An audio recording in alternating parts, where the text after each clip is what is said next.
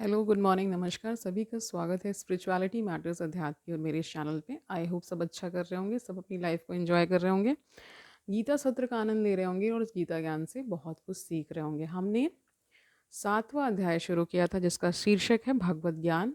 ठीक है, अभी तक 9 श्लोक हो चुके हैं, आज 4 श्लोक लेने वाले हैं, 13 तक कंप्लीट करेंगे। ठीक है, शुरू करते हैं आज का सेशन। Let's get started. ठीक है, 10वां श्लोक देखिए। बीजम माम सर्वभूतानाम विद्धि। विद्धि का अर्थ होता है जानने का प्रयास करो। पार्थ सनातनम। सनातनम बुद्धि। बुद्धिमताम अस्मि। तेजा। तेजस्वी नाम अहम। इसका अर्थ देखिए, हे प्रथापुत्र, यह जान लो कि मैं ही समस्त जीवों का आदि बीज हूँ, बुद्धिमानों की बुद्धि तथा समस्त तेजस्वी पुरुषों का तेज हूँ। ठीक है, इसका तात्पर्य देखिए, कृष्ण समस्त पदार्थों के बीज हैं। कई प्रकार के चर तथा अचर जीव, ना, चर मतलब जो चलने वाले, अचर मतलब जो नहीं चलते हैं। ठीक है, चर तथा अचर जीव हैं, पशु पक्षी, है ना, मनुष्य तथा अन्य जीव, सजीव प्राणी चर हैं, पेड़ पौधे अचर हैं, वे चल नहीं सकते, केवल खड़े रहते हैं। प्रत्येक जीव को क्या बता रहे हैं, 84 लाख योनियों के अंतर्गत है। प्रत्येक जीव 84 लाख योनियों के अंतर्गत है, जिनमें से कुछ चर हैं और कुछ अचर, किंतु इन सबके जीवन के बीज स्वरूप श्री कृष्ण हैं। यानी भगवान को क्या बताया गया, बीज स्वरूप है, यानी कि उत्पत्ति उन्हीं से है, और कहते हैं ना, आदि और अंत दोनों कौन है, श्री भगवान है। ठीक है, तो वही बता रहे हैं। जैसा कि वैदिक साहित्य में कहा गया है, ब्रह्म या परम सत्य वह है जिससे प्रत्येक वस्तु उद्भूत है, यानी कि वहीं से उत्पन्न है।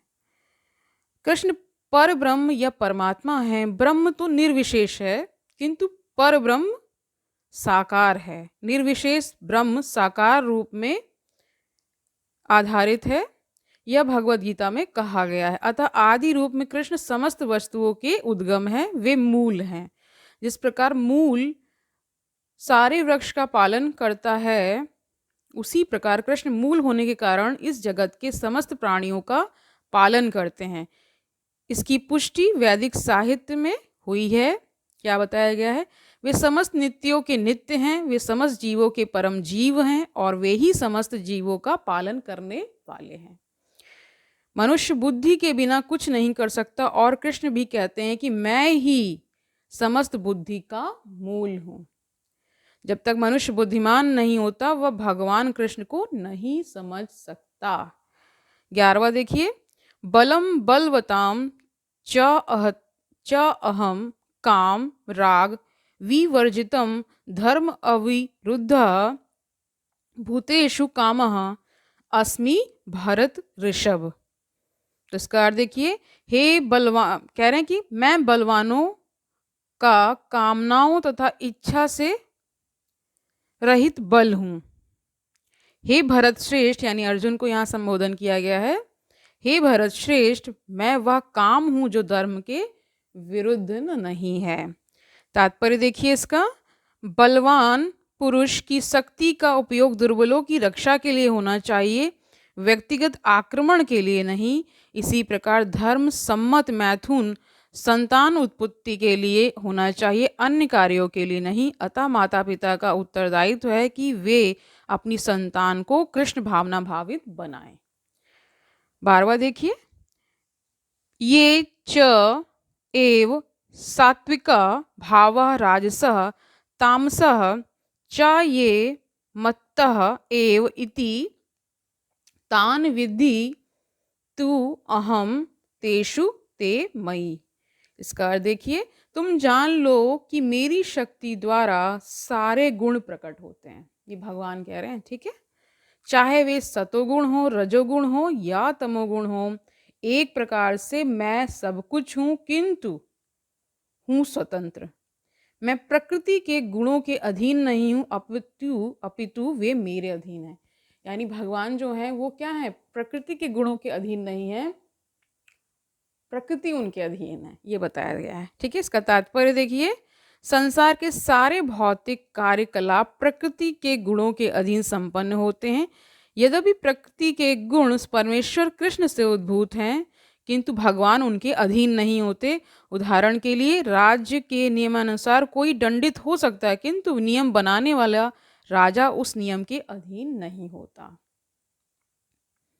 इसी तरह प्रकृति के सभी गुण सतो रजो तथा तमो गुण भगवान कृष्ण से उद्भूत हैं, किंतु कृष्ण प्रकृति के अधीन नहीं हैं, इसलिए वे निर्गुण हैं। जिसका तात्पर्य है कि सभी गुण उनसे उद्भूत हैं, किंतु ये इन्हें प्रभावित नहीं करते। यह भगवान का विशेष लक्षण है। 13वां श्लोक देखिए। त्रिभी गुणमये भावे एभि सर्वम इदम जगत मोहितम न अभी जानाति माम एभ्य परम अव्यम। ठीक है, ठीक है। अव्यम का अर्थ अव्यय होता है और सनातन के लिए भी बोला जाता है। इसका अर्थ देखिए, तीनों गुण सतो रजो तथा तमो के द्वारा मोहग्रस्त यह सारा संसार मुझ गुणातीत तथा अविनाशी को नहीं जानता। इसका तात्पर्य देखिए, सारा संसार प्रकृति के 3 गुणों से मोहित है। जो लोग इस प्रकार से 3 गुणों के द्वारा मोहित हैं, वे नहीं जान सकते कि परमेश्वर कृष्ण इस प्रकृति से परे हैं। ठीक है। प्रत्येक जीव को प्रकृति के वशीभूत होकर एक विशेष प्रकार का शरीर मिलता है और तदनुसार उसे एक विशेष मनोवैज्ञानिक यानी मानसिक तथा शारीरिक कार्य करना होता है।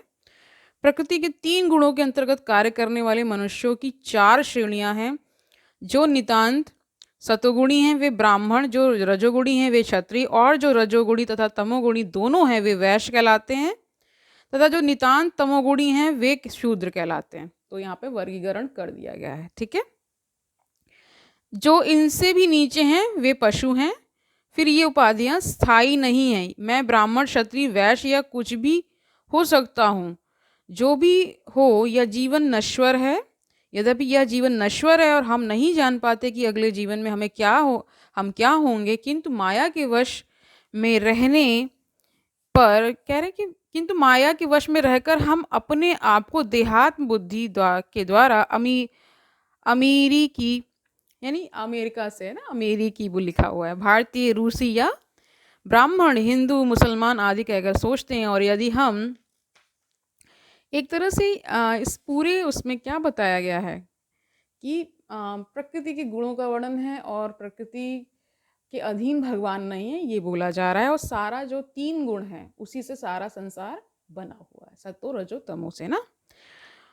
और यदि हम प्रकृति के गुणों में बंध जाते हैं तो हम उस भगवान को भूल जाते हैं जो इन गुणों के मूल में है। अतः भगवान का कहना है कि सारे जीव प्रकृति के इन गुणों द्वारा मोहित होकर यह नहीं समझ पाते कि संसार की पृष्ठभूमि में भगवान है। जीव कई प्रकार के हैं, यथा मनुष्य, देवता, पशु आदि, और इनमें से हर एक प्रकृति के वश में है और ये सभी दिव्य पुरुष भगवान को भूल चुके हैं। ठीक है।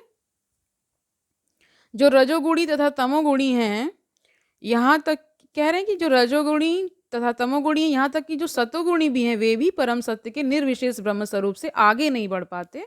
वे सब भगवान के साक्षात स्वरूप के समक्ष क्या हो जाते हैं, संभ्रमित हो जाते हैं, जिसमें सारा सौंदर्य, ऐश्वर्य है ना, ज्ञान, बल, यश तथा त्याग भरा है। जब सतोगुणी तक इस स्वरूप को नहीं समझ पाते तो उनसे क्या आशा की जाए जो रजोगुणी या तमोगुणी है। यहाँ पे बता दिया गया जब सतोगुणी के भी वश में नहीं है कि भगवान को समझ पाना, तो बाकी जो श्रेणियाँ हैं, बाकी जो हैं, उनको कैसे समझ में आएगा, ये एक प्रश्न कर रहे हैं। कृष्ण भावनामृत प्रकृति के इन 3 गुणों से परे हैं और जो लोग निसंदेह कृष्ण भावनामृत में स्थित हैं वे ही वास्तव में मुक्त हैं। तो कृष्ण भावनामृत व्यक्तियों को क्या बता दिया गया, मुक्त बता दिया गया, क्योंकि ये 3 गुणों से परे होते हैं। तो आज के लिए इतना ही रखते हैं। आज का सेशन किस बात पे फोकस करता है, 3 जो प्रकृति के गुण बताए गए हैं, सतो रजो तमो। ठीक है। ये सारे गुण क्या है, इससे पूरा संसार हम सब बने हुए हैं। इसी से डिवीजन है कि जो उसी में डिवीजन कर दिया गया है कि जो सतोगुणी होते हैं उनको ब्राह्मण कह दिया जाएगा, जो दोनों का मिक्सचर यानी सतो और रजो का, तो उनको वैश्य वो क्षत्रिय बोल दिया गया। जो इस तरह से कॉम्बिनेशन बनाया गया ना, कि जिसमें जो जैसा तत्व होगा उस प्रकार उसका वर्गीकरण हुआ। ठीक है। यहाँ वो जाति से मतलब नहीं जो आप समझते हैं कॉमन। ठीक। ठीक है, कॉमन वे में जो आप समझते हैं वो वैसा वाला नहीं है, ठीक है। यहाँ गुणों से बताया जा रहा है, जन्म से नहीं, ठीक है। कल मिलते हैं, तब तक के लिए आनंद से रहिए, खुश रहिए मतलब, और सुखपूर्वक जिस तरह आप जी रहे हैं वो सब सुख सब में बांटिए, और ये भी जानिए कि ये सब जब आप करेंगे तो ये वापस लौट कर आने वाला है, और इस मनसा से मत कीजिए कि ये वापस लौट कर आएगा, लेकिन ये नियम है ना, कि जब जैसा आप what you give that comes. हाँ, कल मिलते हैं। हरिओम तत्सत।